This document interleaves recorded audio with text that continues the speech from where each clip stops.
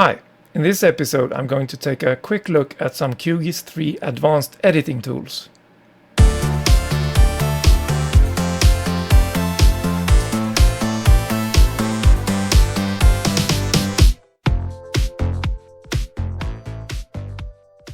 Okay, let's start by adding a base layer, and I'll be using XYZ tiles with OpenStreetMap, and that has some advantages. It is simple and quick, but for editing it has a big disadvantage.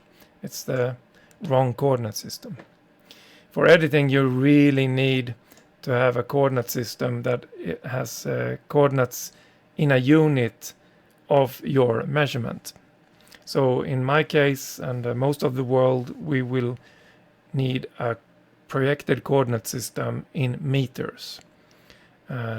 So I'll start by changing my projection. And I could use UTM, for instance, where I am or my edits will be. They are in UTM zone 33. And if you look at the preview here, that's a small plus sign where my map is located. And I can verify that the projection covers that area. But I will use a national reference system for Sweden. And now it perhaps is more visible on your screen as well. So I will change to that projection.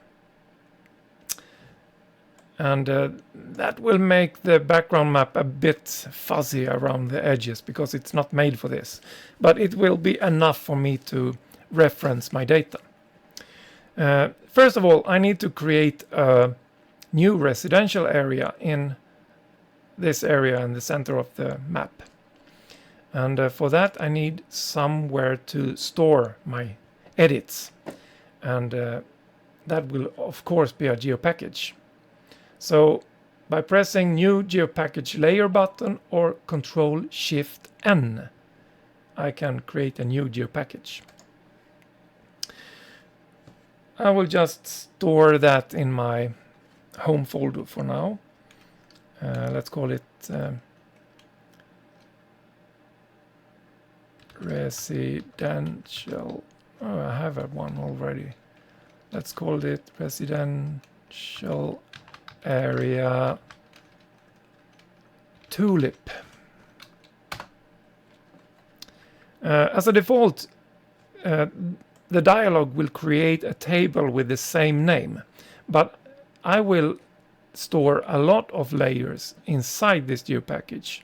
So my first one will be the parcels or the lots that will eventually be built upon. So my first table name will be called parcel.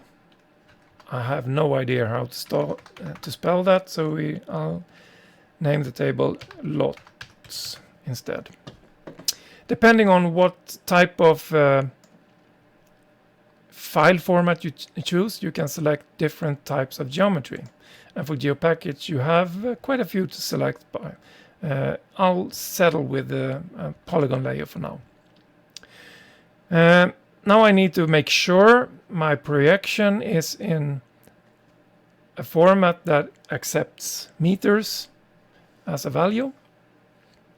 And then I need to add some attributes. I'll have a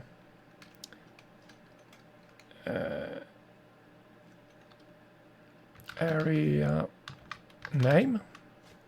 Should be a text field. I'll have a lot number. Should be an integer. And eventually there will be contractors that work in each on each property. So I may want to have contact information for that contractor. So let's use contractor info as a text. Okay, that's good enough. Now I have my layer, and I can start creating the general residential area. So I toggle editing, and I create a new polygon feature, and I know that the road will start on this road bend right here. So that is a good point to start with my editing. As you see now, there's angles and guidelines and snapping and so on. That's the advanced editing toolbar that is activated. For now, I don't need that, so I need to disable it. And that's this button with the rulers on it. So deactivate it, and now the snappings or helplines are gone. So I'll just add the new residential area like this. Not so important how it looks.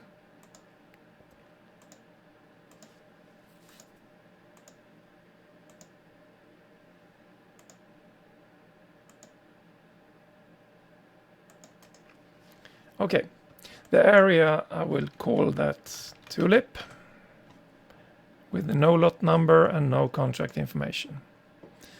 Let's make that a different color. Perhaps like that. Okay, that's the general area that will be built with properties. Now I need to divide that so I can split it up in different parcels. And it will be an outer ring with properties and an inner area with properties. So I'll start with the outer area. And I do that by using the advanced digitizing toolbar and the split features tool. This will draw a line, and you could start it at Vertex by using snapping toolbar and enable snapping. The keyboard shortcut is S. That is really useful. As you see here, it snaps on vertices, but you can change that to vertex and segments or just segments. But I'll use vertices. You can also select to snap on all layers or just the active layer. I'll keep it at all layers. And I'll think I'll start outside because that is generally a bit safer. Then I snap to this vertex. I'll create the area like this, I think. I'll do a bit of a corner there.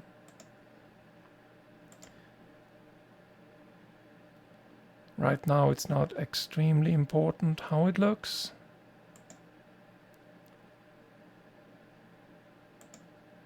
Okay, so now when I right click the mouse button, it will effectuate my command to split this feature. And now I have two. And if I look at the attribute table, let's switch to the normal one. I have two features with the same properties. Now I need to create the inner area. And that will not extend outside this polygon, so I can't use the split features tool. But I can use one of the other. I will use the fill ring tool. I'll start in this corner. And essentially I will create the area where the road will go.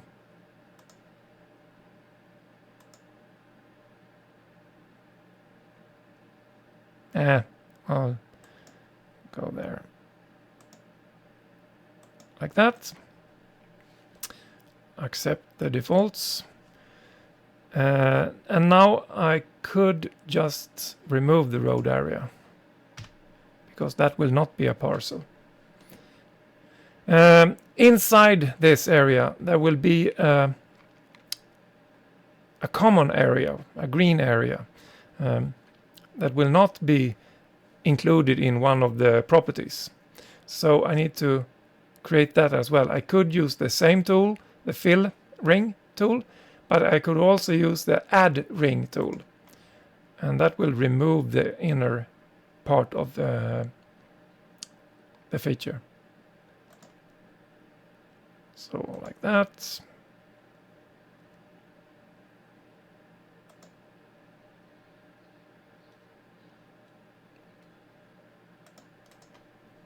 Okay.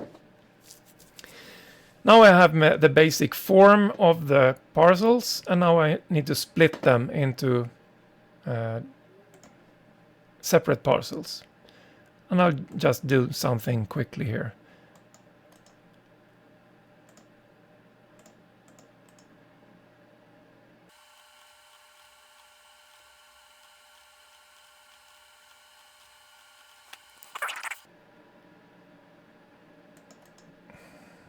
And as you see, it doesn't always work to split, especially when you have a donut like this. But you can work around that, like that. So if you don't succeed at once, try again.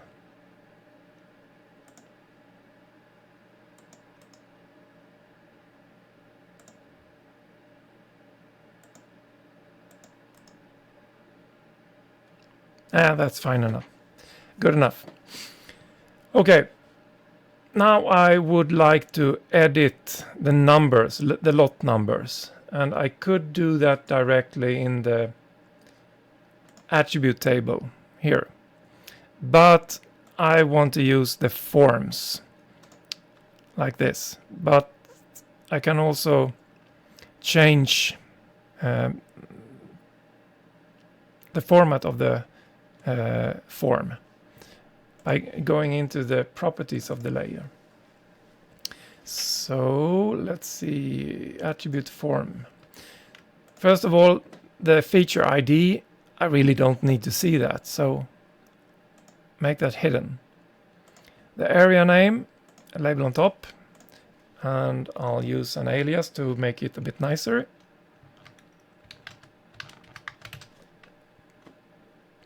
The lot number, let's call that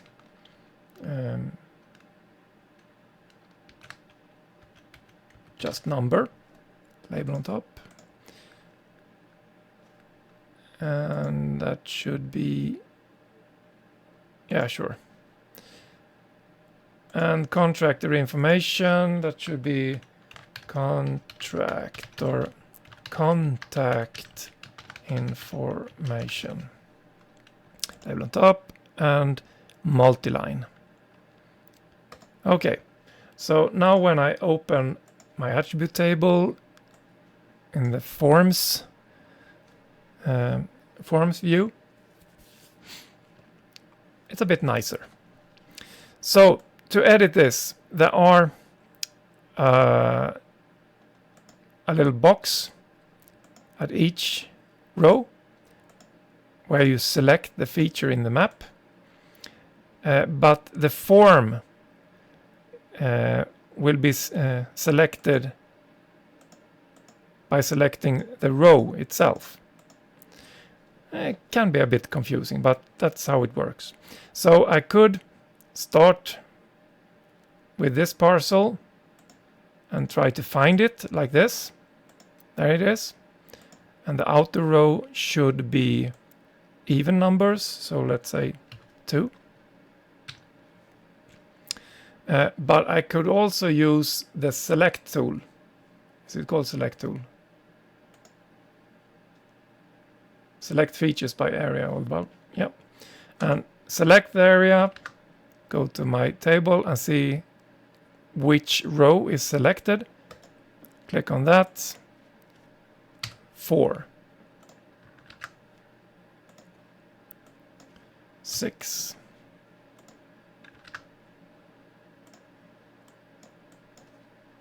Eight.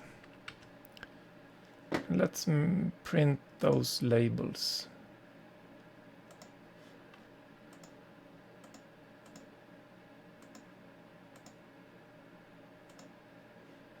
Let's make it a bit bigger so you can see it. And the inner area should be odd numbers. So we start with 1,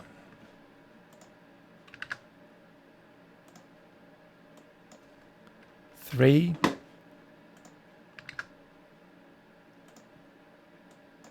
5, and so on. Let's pick one, some more. That one is 10. Yep, that's enough for now.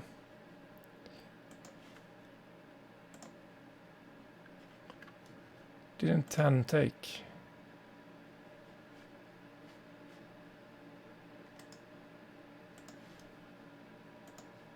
Nope.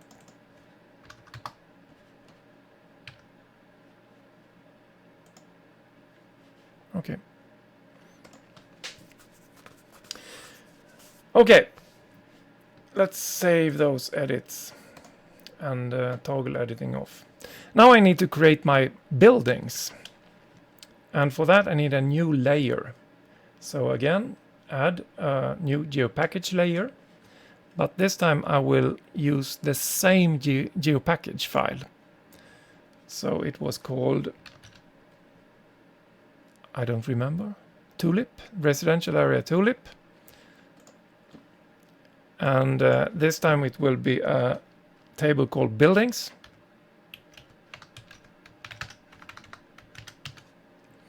It will also have a polygon geometry type. Make sure it's the correct projection.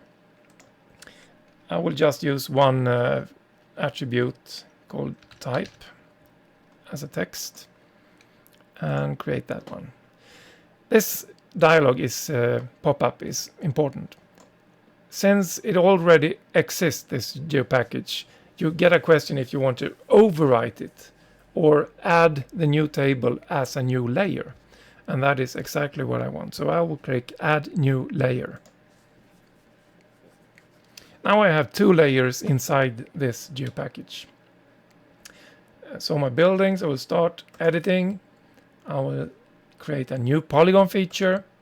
And this time I will activate the advanced digitizing tools. And that will enable this dialog down here. Advanced digitizing panel. One little issue with this panel, it doesn't work exactly as it is supposed to if you have it floating for some reason. You need to have it docked. So I will keep it, maybe I will put it up here so it's a bit more visible.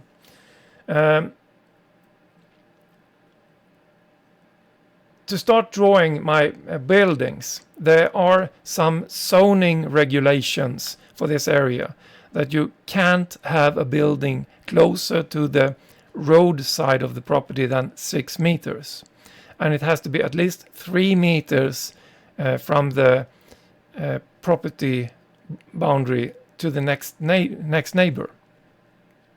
And I need to consider that when I start drawing my buildings. So to do that, I can't start drawing randomly, but the advanced digitizing panel has a neat feature to support this. It's called construction mode. So I enable advanced digitizing tools, and the next button is construction mode, and the keyboard shortcut is C. And that's really helpful. So just press C to enter construction mode. And any clicks right now will not generate a geometry point. It will just be a construction point. So I will start at the for the parcel number 6 here at the corner of the property, and it will snap to that corner because I have snapping enabled for all layers. And now I will start by creating the 6 meter distance from the road, and I will draw that perpendicular to the road side of the property. And to do that, I need to tell the construction mode that I want it to be perpendicular to that line there. And then I use this tool, perpendicular. You can press P repeatedly until it is selected, or press the button. So it should be perpendicular to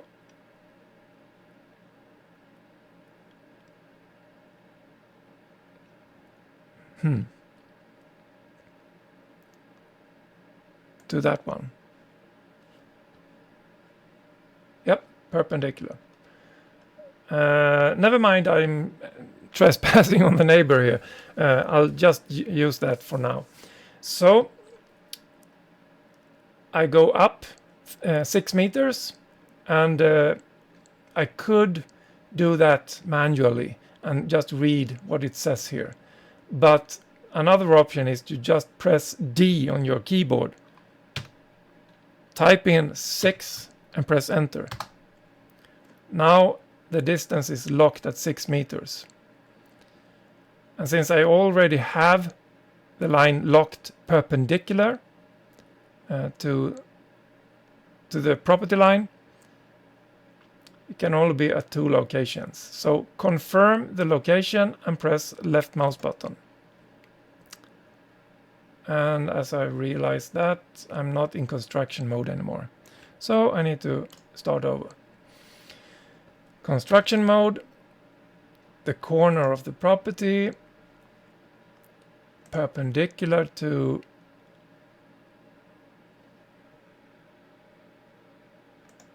this line, distance 6 meters, confirm, and then I will move parallel to this line. Parallel to this line, to the property. I need to snap to that, and I need to snap to vertex end segments there, and then I continue perpendicular 3 meters, pressing D, typing 3, pressing enter, and now the distance is locked to 3 meters, and I'm still perpendicular to the property line on the street side. Okay, this will be my first geometry point. So now I need to exit from construction mode by pressing C. And as you look in the advanced digitize panel, the construction mode button will turn off when I press C now. And I confirm my first point with a left mouse button click. And now I can start draw my property or my building. So it's still perpendicular to the road, and I want my property to be 30 meters long.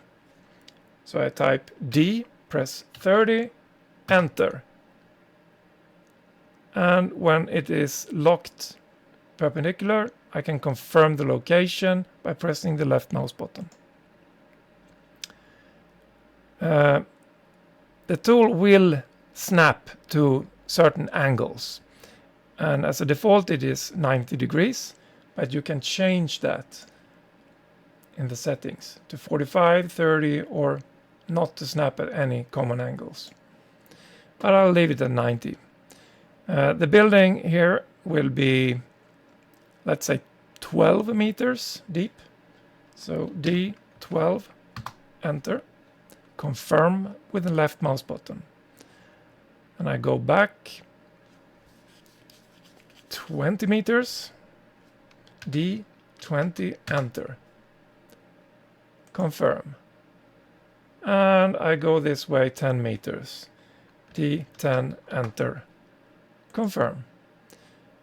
And if my math is correct, I will end up here at distance of 10 meters. And confirm and end. And this is of the type residential. And there I go. Now I see that this building is too close to the neighbor right here. So I could move the entire building along this way, but that is probably a bit of a bug in QGIS right now. Because if I move, I still can use the advanced toolbar and tell it to move parallel to this line. But when I click, it will not keep that location. It will move to where my mouse pointer is. But I can still use it as a reference. So if I click here, it will jump closer to the road, like that. Let's undo that and move it parallel, pressing P twice, parallel to the property line, and just zoom in and try to hit the line inside, like that. Oh, now it's more than 3 meters from the neighbor. Okay, let's see, was that all I wanted to show you? No, it wasn't. Let's take some other way. Let's go back to the lots.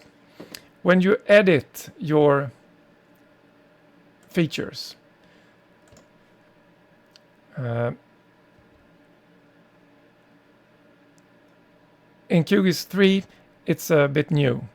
First you select the line or the vertex you want to move with a click. Then you move. Oh, let's turn the advanced digitizing off. Then you move it and confirm the new location with another click, like that. If you want to add a new point, there is a small plus sign on the middle of the line. So you click that. You move the mouse to the new location and confirm the new location with a click. If you want to remove that, just hover over it and press delete. No, don't do that. You first click on it and then press delete. So I'll take that again. If you want to create a new line, a new point, click on the small plus, move to the new location, confirm with a left click. If you want to remove it, select it so it's movable and press delete. If you want to, you can move the entire line by selecting it by a click and then move it to a new location and confirm with the left click. This illustrates a problem. I haven't topological editing turned on. So let's undo that. If I want to move this vertex, I still want the adjoining property to follow. So I need to turn on topological editing. And that is in the snapping toolbar, this button here, enable topological editing. So I select the vertex, the shared vertex between this and this property. Here, it doesn't matter which one is selected. And I move it to the new location and confirm the new location with a left click. And both properties have been edited. This works with single vertex, but if I want to move this line, it will not work.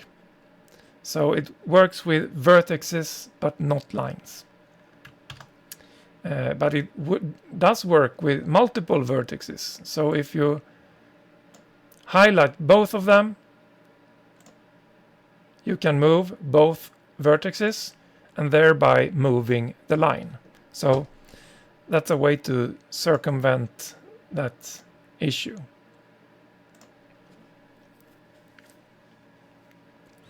Now let's see if it was anything else I wanted to show you. Yeah, the advanced digitizing panel. Let's just create a memory layer.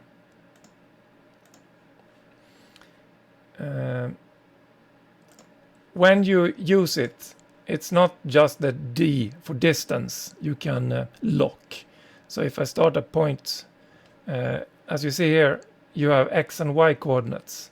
So if you have an exact coordinate for a starting point, you could press X and type that in. Let's see, 497, 494, 497, 484, and press enter. That will lock the X value to that value. And then you can press Y. Let's see, what do we have? 63, 908, 65. Y. 63, 908. Let's say 45.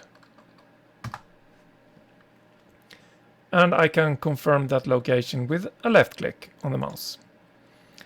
The angle, I can set an angle, and that is 0 degrees is due east. Bear that in mind. So if I want to have it go north or north-south, I should enter 90 or 270. So press. That's boring. Let's make it 45 degrees instead. Upwards 45. That is negative 45. Should be negative 45. No, it's not. It's positive 45. Why is that? Okay, anyway, press A, type 45, press enter. That will lock it at that angle.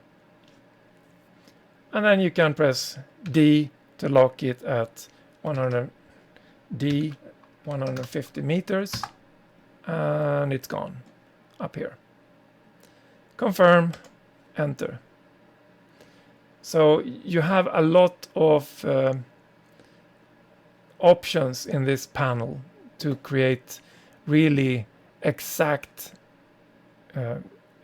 measured polygons or lines or points. That together with the snapping toolbar and the advanced digitizing toolbar, you can do mostly anything you can think of in the construction end of the GIS work. Okay, I think that was all I wanted to show you. If you have any questions, place a comment in the comment section of the video, and I'll see you next time.